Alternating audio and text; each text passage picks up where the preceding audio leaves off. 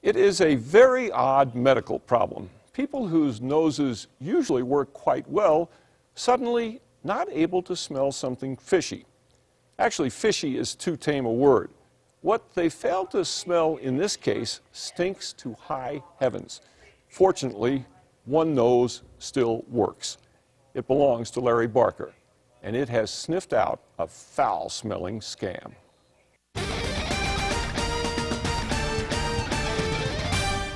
How could this happen?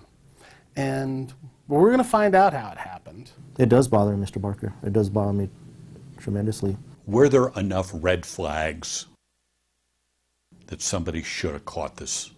Absolutely. Somebody should have caught this. It's just a nondescript government warehouse. However, our investigation found this state transportation department facility at the center of a scheme to cheat the system and bilk taxpayers. The scene of the crime, the DOT's District 4 office in Las Vegas. In August, no one here seemed to notice when the state started stocking its supply warehouse with merchandise from a new vendor. DOT employees claimed a Las Vegas hardware supplier called PB Industries was the low bidder for everything from sledgehammers to batteries to safety equipment. Over the course of 2.5 months, PB Industries supplied the state with thousands of dollars worth of merchandise. So what is PB Industries? A hardware store? A wholesale supplier? Well, it's not in the phone book. It doesn't show up in a Google search, it's not incorporated, and its listed address is just a post office box. Who are these guys? Sal Archuleta is the DOT District 4 business manager. PB Industries, where are they located? Where's their warehouse? I have no knowledge of where their warehouse is located. You've done thousands of dollars worth of business and you don't know where they are? No, sir. Welcome to PB Industries. It's not a warehouse and it's not a hardware store. It's the home of Phil Baca. Name doesn't ring a bell? Well, here at the DOT, everyone knows Phil Baca. You see, he was a long-time highway maintenance worker. In 2010, Baca formed PB Industries. In June 2011, he retired. Then in August last year, DOT employees Justin Garcia and Sam Stroud started shifting the state's supply business away from places like Ace Hardware to Phil Baca. Our investigation found, even though employees knew merchandise could be purchased cheaper elsewhere, they funneled the higher price requisitions to Phil Baca in apparent violation of the procurement code.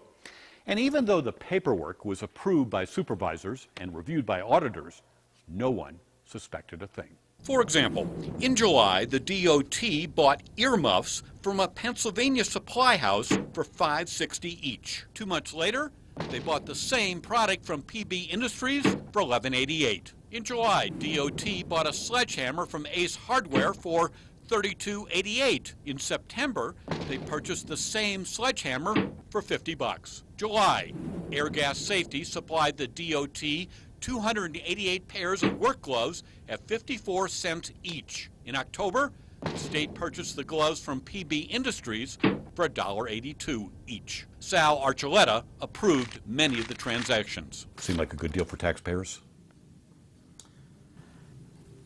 Based on reviewing the information now, no, it did not appear to be a good deal for taxpayers. How about flashlights?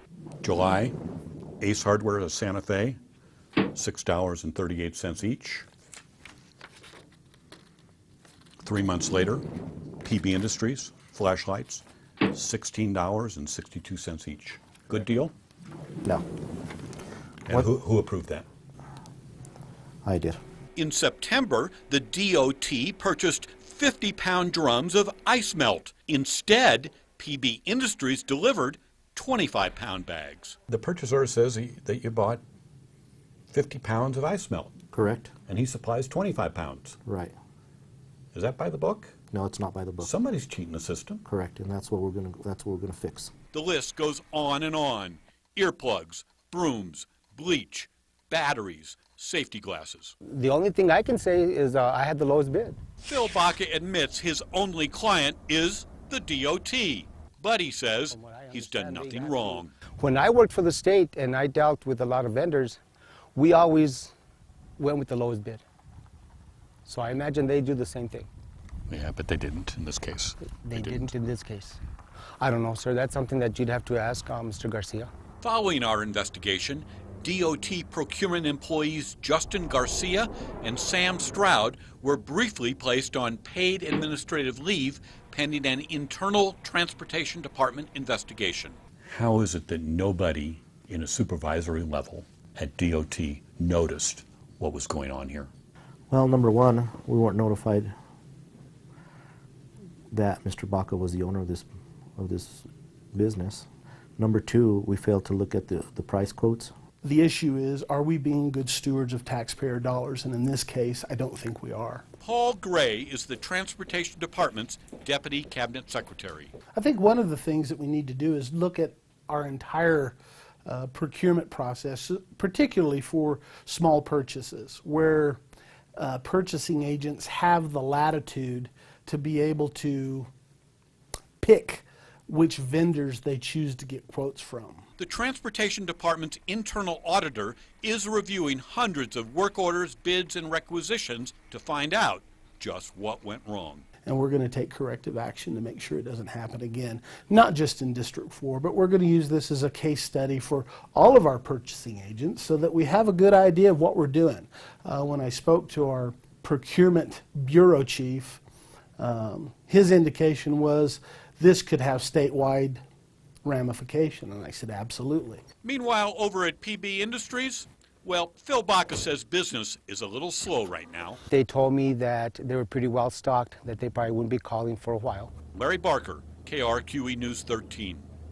The Transportation Department internal investigation into all of this is now complete. DOT will not comment on personnel action, but it does say employees have been disciplined and could be fired. So far, there is no criminal investigation.